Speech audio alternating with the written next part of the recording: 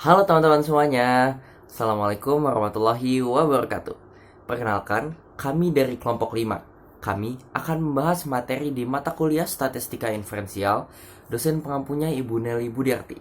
Kami akan membahas materi tentang uji heteroskedastisitas. Apa sih uji heteroskedastisitas itu? Nah, sebelum kita memasuki materinya, izinkan kami untuk memperkenalkan kelompok kami terlebih dahulu.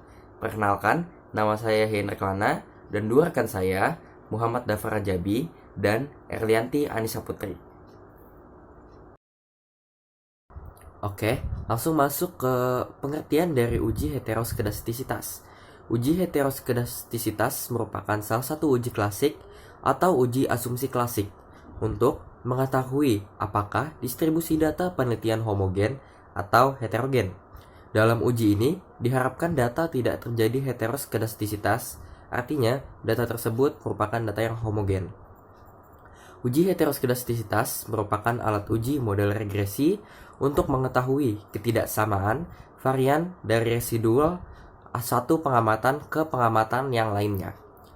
Yang ketiga, jika varian dari residual satu pengamatan ke pengamatan lainnya lain tetap, maka disebut homokedastisitas, dan jika berbeda, disebut heteroskedastisitas. Konsekuensi heteroskedastisitas. Akibat tidak konstannya varians menyebabkan varians hasil estimasi menjadi lebih besar. Besarnya varians estimasi akan berpengaruh pada uji hipotesis yang dilakukan, yaitu uji T dan uji F. Karena kedua uji tersebut menggunakan besaran varians estimasi. Akibat dari kedua uji hipotesis tersebut menjadi tidak akurat. Lebih besarnya varians estimasi akan mengakibatkan standar error juga yang lebih besar sehingga interval kepercayaan menjadi lebih lebar. Nah, akibat dari beberapa dampak tersebut akan menyebabkan kesimpulan yang diambil dari persamaan regresi yang dihasilkan dapat menyesatkan. Untuk selanjutnya kita memasuki materi alat uji dari heteroskedastisitas. Itu beberapa metode pengujian yang bisa digunakan diantaranya yaitu uji POT, uji Gleiser, graphic plot, dan uji koefisien korelasi Spearman. Yang pertama itu ada uji PARC. Uji PARC itu metode uji PARC yaitu dengan meregresikan nilai logaritma natural dari residual kuadrat dengan variabel independen X1 dan X2. Kriteria pengujian adalah sebagai berikut. Yang pertama itu jika nilai signifikansi lebih besar dari 0,05 berarti tidak terdapat gejala heteroskedastisitas. Kemudian yang kedua itu jika nilai signifikansi kurang dari 0,05 yang berarti itu terdapat gejala heteroskedastisitas. Oke, selanjutnya ada uji Gleiser. Uji Gleiser dilakukan dengan cara meregresikan antara variabel independen dengan nilai absolut residualnya. ABS underscore S ini absolut residual. Nah, dasar pengambilan keputusan menggunakan uji Gleiser sebagai berikut. Yang pertama, jika nilai signifikansi lebih dari 0,05, maka tidak terjadi gejala heteroskedastisitas dalam model regresi. Yang kedua, jika nilai signifikansi kurang dari 0,05, maka terjadi gejala heteroskedastisitas. Alat uji yang selanjutnya adalah graphic plot atau scatter plot. Uji heteroskedastisitas dapat dilihat dengan graphic plot atau scatter plot, di mana penyebaran titik-titik yang ditimbulkan terbentuk secara acak, tidak membentuk sebuah pola tertentu, serta arah penyebarannya berada di atas maupun di bawah angka 0 pada sumbu Y. Nah, dasar pengambilan keputusan menggunakan gambar scatter plots ini adalah sebagai berikut. Yang pertama, jika pada grafik scatter plot terlihat titik-titik yang membentuk pola tertentu yang teratur, misalnya bergelombang, melebar, kemudian menyempit, maka dapat disimpulkan telah terjadi masalah heteroskedastisitas. Nah, yang kedua, jika pada grafik scatter plot, titik-titik menyebar di atas maupun di bawah angka 0 pada sumbu Y, serta tidak membentuk pola tertentu yang teratur, misalnya bergelombang, melebar kemudian menyempit, maka dapat disimpulkan tidak terjadi masalah heteroskedastisitas atau variansnya sama, atau juga yang disebut dengan homoskedastisitas. Oke, untuk selanjutnya itu alat uji dari uji koefisiensi korelasi Spearman atau ring Spearman. Prinsip korelasi ring Spearman adalah mengkorelasikan variabel independen dengan nilai residual unstandardized. Pengujian yang dipakai menggunakan tingkat signifikansi sebesar 0,05 dengan uji dua arah. Untuk dasar pengambilan dari keputusan menggunakan uji ring Spearman sebagai berikut. Yang pertama itu, jika nilai signifikansi atau sigma lebih besar dari 0,05, maka tidak terjadi gejala heteroskedastisitas dalam model regresi. Kemudian yang kedua itu, jika nilai signifikansi kurang dari 0,05, maka terjadi gejala heteroskedastisitas. Untuk rumus dari uji koefisiensi korelasi Spearman atau ring Spearman ini, yang pertama itu RS itu ring Spearman sama dengan 1 dikurang 6 dari sigma DI kuadrat per N dalam kurung N kuadrat dikurang 1 tutup kurung. Oke, selanjutnya ada salah satu contoh soal untuk uji heteroskedastisitas. Contohnya, lakukanlah uji heteroskedastisitas pada distribusi data di bawah ini dengan uji rank Spearman. Nah, ini ada 5 data di tabel dan ada X1, X2, dan juga Y. Nah, data X1 yang pertama itu ada 21, X1 yang kedua ada 16, X1 yang ketiga 16, X1 yang keempat 13, dan X1 yang kelima itu ada 13. Nah, X2 di sini ada X2 yang pertama itu ada 24, X2 yang kedua ada 24, X2 yang ketiga ada 18, X2 yang keempat ada 15, dan X2 yang kelima juga 15. Nah, yang Y di sini Y yang pertama ada 26, Y yang kedua ada 26, Y yang ketiga ada 26, Y yang keempat ada 17, dan Y yang kelima ada 15. Di sini juga sudah diketahui total dari X1, X2, dan juga Y. Yang total dari X1 itu 21 tambah 16 tambah 16 tambah 13 tambah 13 hasilnya 79. Yang X2 ada 24 tambah 24 tambah 18 tambah 15 tambah 15 hasilnya 96. Yang Y 26 tambah 26 tambah 26 tambah 17 tambah 15 hasilnya 110. Nah, untuk mencari RX1 itu caranya yang pertama adalah dengan mengurutkan data X1 dari yang terbesar hingga yang terkecil. Untuk data ke-1, RX1-nya adalah 1. Kenapa? Karena angka 21 di X1-nya itu ada 1 aja. Selanjutnya untuk RX1 data kedua dan ketiga, dikarenakan angkanya sama yaitu 16, maka N-nya ditambah kemudian dibagi 2.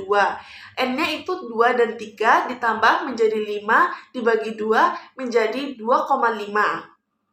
Untuk RX1 data ke-4 dan 5 itu caranya sama, yaitu dengan cara menjumlahkan 4 ditambah 5 kemudian dibagi menjadi 2, yaitu hasilnya 4,5. Sehingga untuk RX1-nya adalah 1, 2,5, 2,5, 4,5, dan 4,5.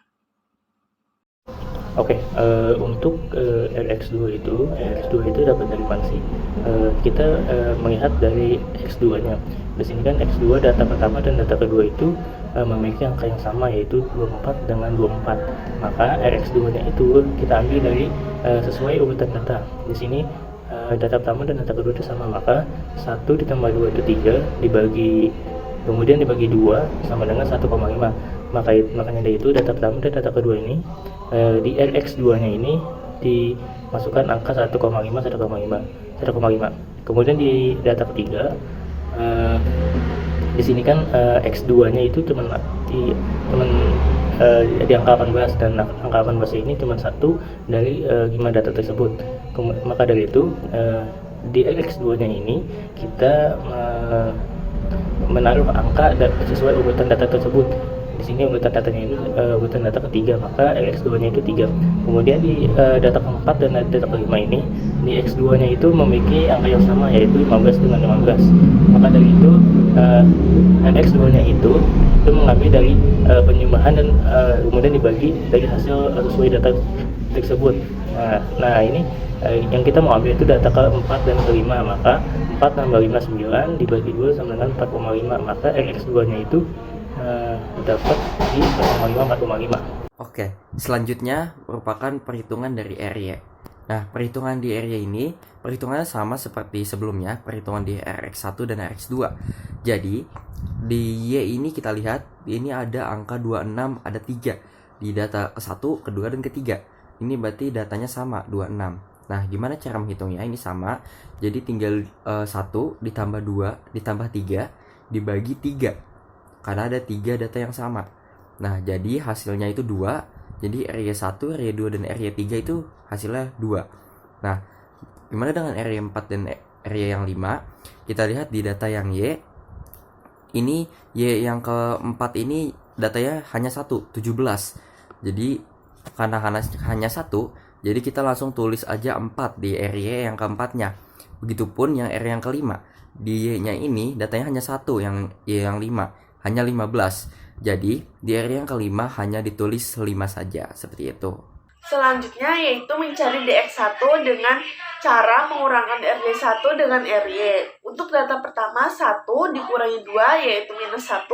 Data kedua 2,5 dikurangi 2 0,5. Data ketiga 2,5 dikurangi 2 0,5. Data keempat 4,5 dikurangi 4 yaitu 0,5. Dan yang terakhir data kelima 4,5 dikurangi 5 yaitu minus 0,5.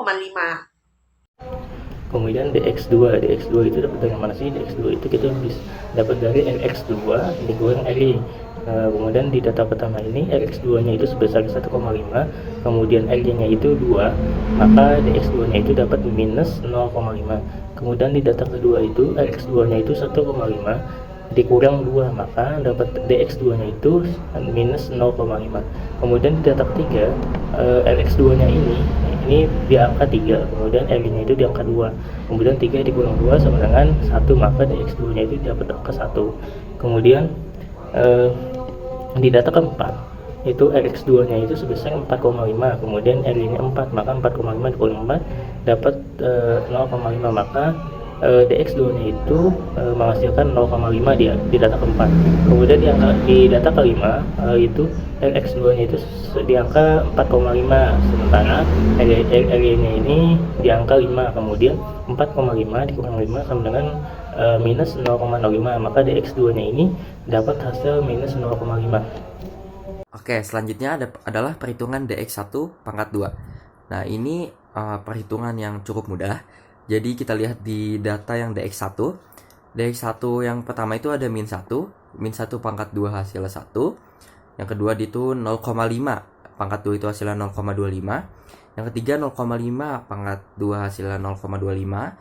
Begitupun yang 0,5, yang keempat itu 0,5 pangkat 2 hasilnya 0,25. Dan yang kelima itu min 0,5 pangkat 2 hasilnya sama 0,25. Tinggal kita total saja. 1 ditambah 0,25 ditambah 0,25 ditambah 0,25 dan ditambah 0,25 itu hasilnya 2. Nah, selanjutnya kita mencari DX2 kuadrat. Caranya sama seperti DX1 kuadrat, yaitu dengan cara mengkuadratkan data dari DX2. Untuk data yang pertama yaitu minus 0,5 kuadrat menjadi 0,25. Data yang kedua juga sama, 0,25. Data yang ketiga itu 1. Data keempat 0,25 dan data yang kelima itu 0,25. Kemudian data tersebut dijumlahkan, hasilnya menjadi 2. Jadi total untuk DX2 kuadrat adalah 2. Oke, kita masuk ke tahap penyelesaian. Bagaimana penyelesaian uji jaring eksperimen dari X1 dengan Y. Kita tinggal memasukkan rumus yang tadi yang sudah dijelaskan, yaitu RS sama dengan 1 min 6 sigma DI kuadrat per N kuadrat kurang 1.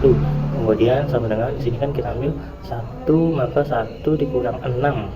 6. Nah, kemudian sigma dari D1 kuadrat itu ada 2, maka 6 buka kurung 2 tutup kurung 2 per 5 kuadrat kurang 1, maka dapat hasil 0,9. Kemudian di sini ada rank Spearman tabel. Kita mengambil di angka 5%. Kemudian 5-nya ini itu berdasarkan data, sesuai data yang data kita pakai itu ada 5 data. Kemudian dari rank Spearman tabel ini 5% titik 25 dapatnya 1,00. Untuk kesimpulan dari penyelesaian ujian yang Spearman X1 dengan Y, kesimpulannya itu yang Spearman-nya itu sebesar 0,9, kemudian yang Spearman tabel itu 1,00, maka tidak terjadi heteroskedastisitas, artinya data ini homogen. Oke, selanjutnya penyelesaian dari uji rank Spearman X2 dengan Y. Ini sistemnya sama seperti yang sudah Dava jelaskan, yang X1 dengan Y, tapi ini X2 dengan Y. Jadi rumusnya juga sama. RS sama dengan 1 dikurang 6 sigma D I pangkat 2 dibagi N dalam kurung N pangkat 2 dikurang 1 dalam kurung. Nah, karena ini X2, jadi yang DI2 nya kita ganti dengan DX2 pangkat 2. Jadi 1 dikurang 6 sigma DX2 pangkat 2 dibagi N dalam kurung itu N2 N pangkat 2 dikurang 1 sama dengan, jadi 1 dikurang 6. Kita lihat di tabel sebelumnya tadi, DX2 pangkat 2 itu hasilnya 2, jadi 6 dikali 2 dibagi N itu banyaknya data, jadi kita lihat data itu ada 5, jadi kita langsung taruh aja 5 dalam kurung itu 5 pangkat 2 dikurang 1, jadi hasilnya itu sama 0,9. Kita lihat di rest table 5% dan banyak data itu ada 5, jadi dikit di rest table itu ada 1,00. Nah, kesimpulan rank Spearman sama dengan 0,9 dan rank Spearman table-nya itu 1. Jadi rank Spearman itu kurang dari rank Spearman yang table. Maka tidak terjadi heteroskedastisitas, artinya data tersebut adalah data yang homogen. Oke, mungkin segitu aja penjelasan dari kelompok kami. Kami mohon maaf apabila terjadi ada kesalahan atau kekurangan kata dalam penjelasan di materi mata kuliah statistika inferensial tentang uji heteroskedastisitas ini. Dan semoga ini sangat bermanfaat buat teman-teman semua yang menonton, dan semoga ini bisa menjadi pembelajaran buat kita semua. Oke, kurang lebihnya mohon maaf. Wassalamualaikum warahmatullahi wabarakatuh. See you.